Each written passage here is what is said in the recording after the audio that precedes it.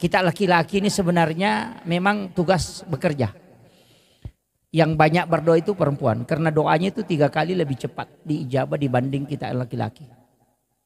Doa perempuan itu mustajabah betul. Wanita itu sebelum mengangkat tangannya itu sudah ditunggu para malaikat. Itu makanya cuma kadang ibu-ibu tidak menggunakan itu. Sudah salam langsung lihat HP, oh itu jadi masalah. Mestinya perempuan ini lebih banyak mendoakan. Hampir semua Pak Bu, kita bisa melihat, saya sering ceramahkan itu, bahwa orang hebat itu bukan karena dia, tapi siapa yang ada di sisinya. Baik itu pejabat, baik itu pengusaha, itu yang hebat.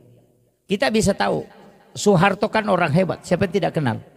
Memimpin dengan tangan besinya 30 tahun lebih. Tapi kapan dia bisa jatuh? Itu ketika Ibu Tin wafat.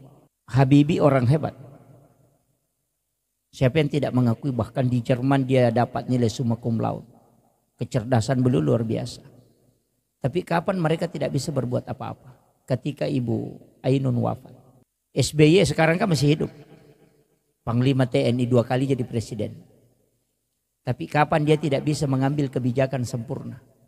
Ketika Ibu Ani wafat. Itu pelajaran.